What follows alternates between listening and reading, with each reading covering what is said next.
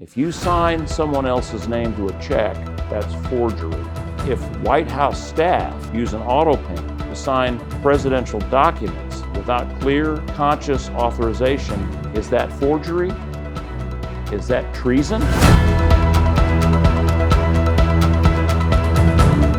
Here's a number that should terrify every American.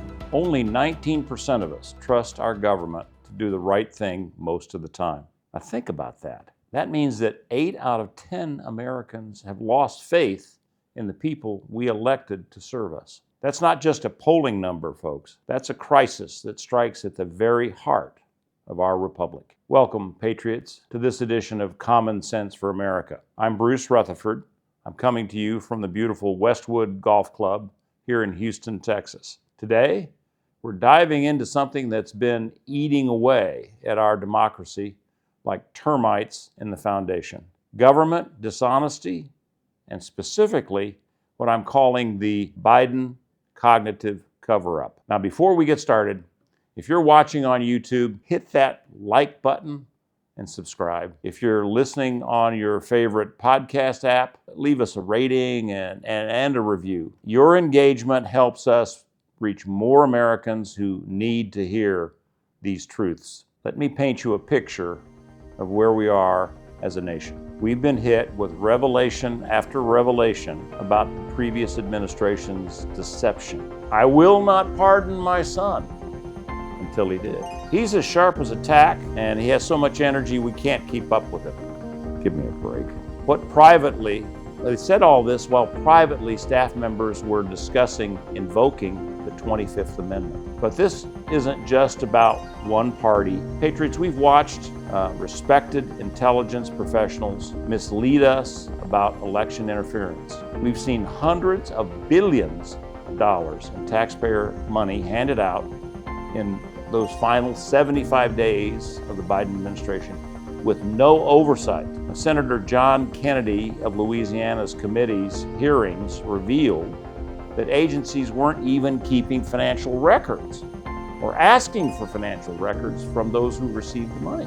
This is bigger than partisan politics. This is about whether we can trust the people we put in power to tell us the truth. Now, let me tell you something that might surprise you. Presidential health cover-ups aren't new. In fact, they've been happening since the beginning of our republic. And each time, they've taught us hard lessons about the price of secrecy. Picture this. It's 1919, and President Woodrow Wilson suffers a massive stroke. For nearly 6 months, his wife Edith essentially ran the country, while the public was told he was just tired. Congress didn't know, the cabinet didn't know, the American people certainly didn't know that their president was incapacitated. Then there's FDR. By his fourth term in 1944, he was dying of congestive heart failure. His own doctor knew he might not survive the next term, but they told the public he was fine. He died just months into that final term.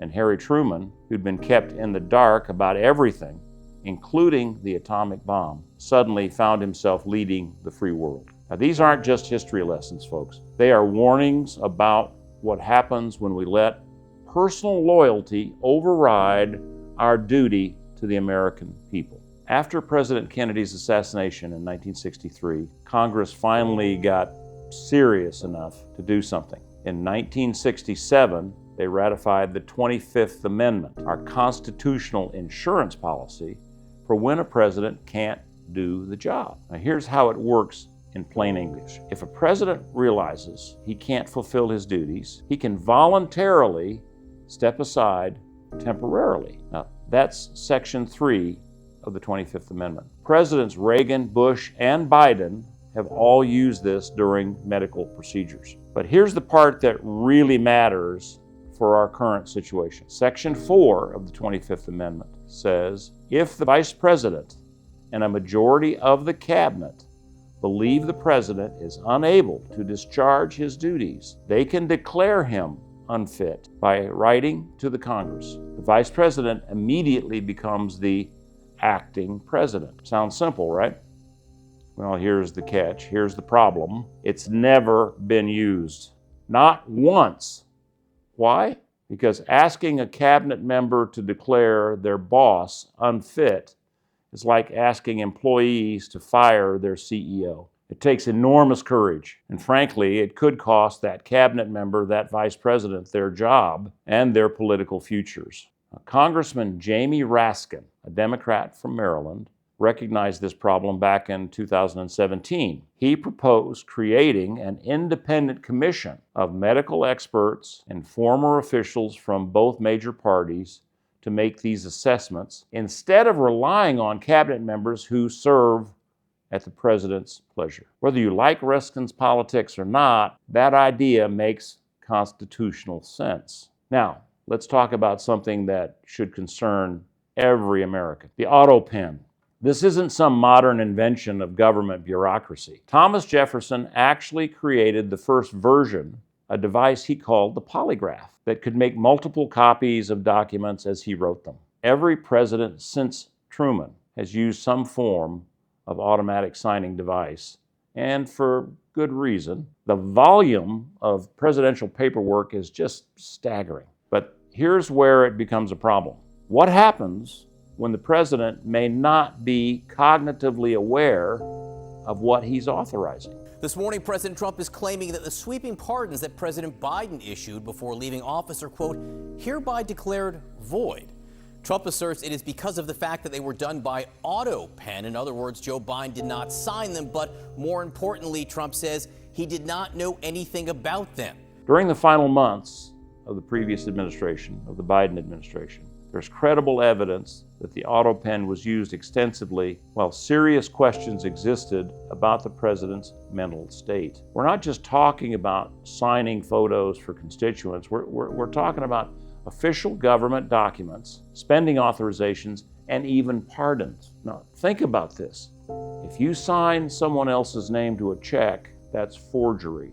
If White House staff use an AutoPen to sign presidential documents without clear, conscious authorization, what do we call that? Is that forgery? Is that treason?